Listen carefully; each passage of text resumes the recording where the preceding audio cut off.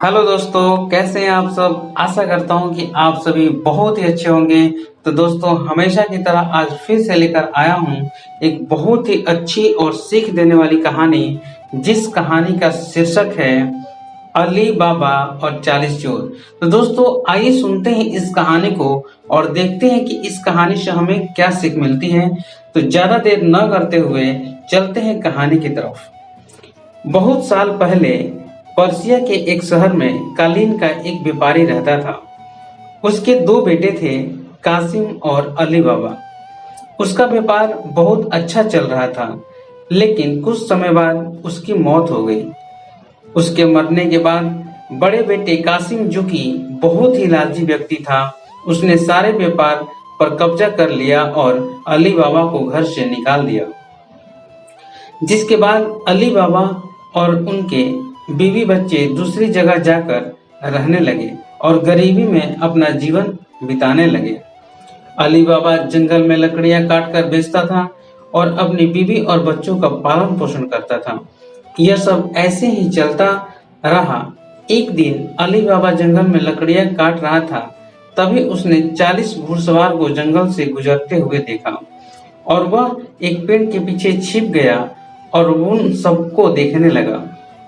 उसने देखा उन सभी घुड़सवारों के साथ एक पोटली थी और उनके पास खंजर भी थे, जिससे अली बाबा समझ गया कि ये सभी चोर ही हैं।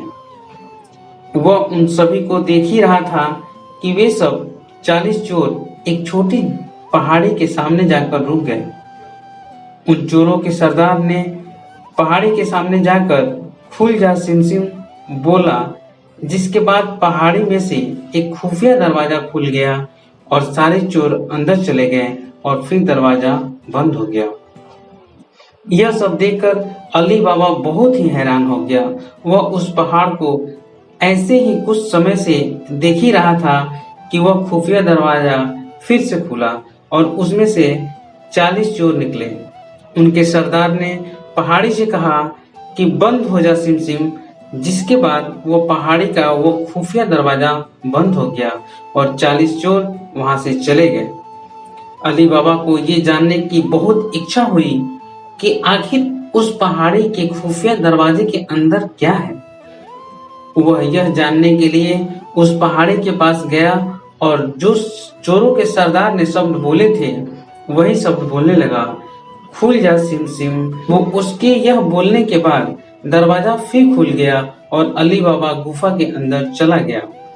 गुफा के अंदर अली बाबा ने जाकर देखा कि गुफा में बहुत सा सोना, चांदी, हीरे और जवाहरात और सोने के सिक्के रखे थे। वह यह सब देखकर बहुत खुश हो गया। उसको समझ आ गया था कि सभी चोर अपने चोरी और लूट का माल उस पहाड़ी की गुफा में ही छुपाते हैं।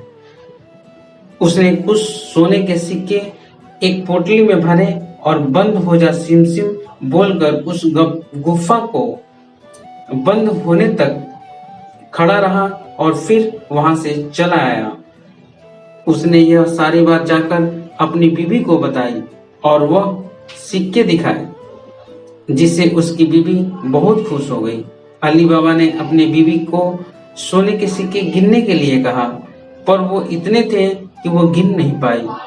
तब उसने उन सिक्कों को तौलने के लिए अपने बड़े भाई कासिम के घर जाकर तराजू लाने के लिए कहा और बोला कि किसी को इस बारे में न बताए। अली बाबा की बीवी तभी कासिम के घर गई और उसकी बीवी से तराजू अनाज तौलने के लिए मांगा। कासिम की बीवी भी बहुत चालाक औरत थी। उसको शक हुआ कि इन गरीबों के पास इतना अनाज कहां से आया। ये सब जानने के लिए उसने तराजू के नीचे थोड़ा सा गोंद लगाकर उसको दे दिया। रात को अली बाबा और उसकी बीवी ने सोने के सिक्के तौले और सुबह होने से पहले ही वह तराजू को कासिम की बीवी को लौटा दिया। कासिम की बीवी ने जब तराजू उल्टा करके देखा तो उसको एक सोने का सिक्का उसमें चिपका हुआ मिला। उसने भागते हुए यह बात अपने पति कासिम को बताई। यह बात सुनकर कासिम अपने भाई अली बाबा के पास गया और उसको सहानुभूति दिखाकर उससे सारा राज जान लिया। अली बाबा ने उसको सारी बात बताने के साथ साथ दरवाजा खोलने के लिए खुफिया सब फुलझा सिमसिम भी बता डाला। कासिम ये सब जानकर मन ही मन बहुत प्रसन्न हुआ और अपने साथ कुछ खच्चर को लेकर उसी पहाड़ी के पास चला गया। उसने वहां जाकर फुलझा सिमसिम बोला और दरवाजा खुल गया, जिसके बाद वह उस गुफा के अंदर चला गया। वह बहुत ही प्रसन्न था। उसने अंदर जाकर बहुत सारा खजाना देखा और उसने बहुत सारा खजाना अपनी पोटली में भर लिया और बाहर निकलने लगा। लेकिन जैसे ही वह उस गुफा से निकलने के लिए उस खुफिया दरवाजे के पास गया तो वह दरवाजा खोलने का वह खुफिया सब भूल गया, जिससे वह उस गुफे में ही बंद हो गया। थोड़ी देर बाद 40 चोर वहां आए और दरवाजा खोलकर अंदर चले गए। जैसे ही वो अंदर गए तो उनकी नजर कासिम पर पड़ी। उसको पता चल चुका था कि वह उनका खजाना लूटने आया है, तो उन्होंने कासिम को वहीं मार दिया और उसकी लाश को वहीं छोड़कर चले गए। जब बहुत देर तक कासिम घर नहीं आया तो उसकी बीवी घबराती हुई अली बाबा के घर गई और सारी बात बताई। तब अली बाबा उसको ढूंढने के लिए उसी गुफा के अंदर गया तो देखा कि कासिम की लाश वहां पड़ी थी, जिससे वह बहुत दुखी हुआ और उसकी लाश को अपने साथ खच्चर पर लाद कर लेकर चला आया। उन्होंने यह बात किसी और को पता न चले, इसके लिए कासिम की मौत एक बीमारी से हुई यह बहाना बनाया। कासिम की याद में कुछ समय बाद उसकी बीवी भी मर गई। जब 40 चोर गुफा में लौटे तो वहां पर कासिम की लाश को न देखकर यह समझ गए कि इस गुफा के बारे में किसी और को भी पता चल चुका है। उनके सरदार ने शहर में जाकर पता लगाने के लिए कहा कि जिसकी भी मौत अभी हुई है उस घर का पता लगाए। जिसके बाद एक चोर ने शहर जाकर पता किया तो उसको अली बाबा के घर के बारे में पता चला, जिससे वह उस घर के दरवाजे पर एक क्रॉस का निशान बनाकर चला आया, जिससे सुबह उस घर की पहचान करके उस घर के सभी सदस्यों को मारा जा सके। जब अली बाबा की बीवी ने अपने दरवाजे पर क्रॉस का निशान देखा तो वह समझ गई कि कुछ तो गड़बड़ है और अपने आसपास के सभी घरों पर वही निशान बना दिया। जिसके बाद सुबह जब सरदार बाकी चोरों के साथ आया तो बहुत से घरों पर वह निशान बना देखकर परेशान हो गया और वहां से चला गया।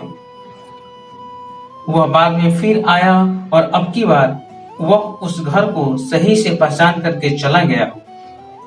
वह रात को एक तेल का व्यापारी बनकर आया और उसने 40 पीपों में अपने सभी चोरों को छुपा दिए और एक पीपे में दिखाने के लिए तेल डाल दिया। वह इन सब पीपों को खच्चर पर लाद कर अली बाबा के घर चला गया। उसने अली बाबा को खुद को तेल का व्यापारी बताकर रात में रुकने की जगह मांगी और तेल का भरा हुआ एक पीपा भी दिखाया। अली बाबा ने उसको तेल का व्यापारी जानकर उसके रात में रुकने की बात मान ली और उसको खाना भी खिलाया।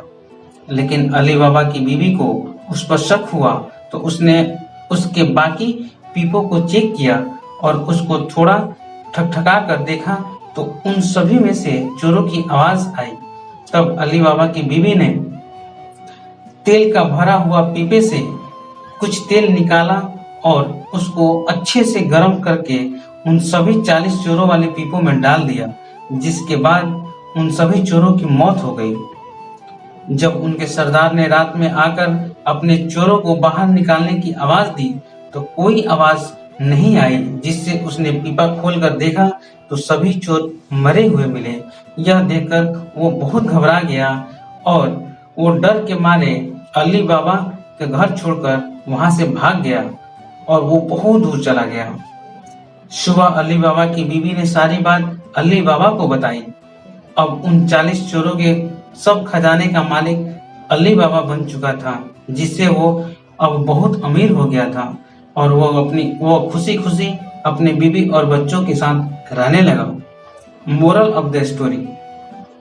दोस्तों, इस कहानी से हमें यही सीख मिलती है कि हमें कभी भी लालच नहीं करनी चाहिए। जिस तरह कासिम एक लालची व्यक्ति था, जिसने अपने भाई से ही व्यापार छीन लिया और खजाने के बारे में पता चलने के बाद भी अकेला ही सारा खजाना लेने चला गया, जिसका नतीजा यह हुआ कि वह मारा गया। Thank you. तो दोस्तों, इस कहानी को सुनने के लिए बहुत बहुत धन्यवाद। दोस्तों, अगर ये कहानी आपको अच्छी लगी तो इस कहानी को आप लाइक करें, शेयर करें।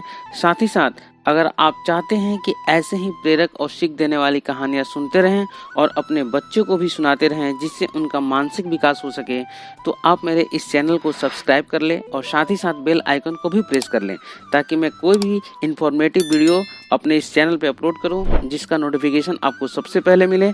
तो दोस्तों, अब आपसे विदा लेता हूं और मिलता हूं एक नए कहानी में। तब तक के लिए जय हिंद, जय भारत।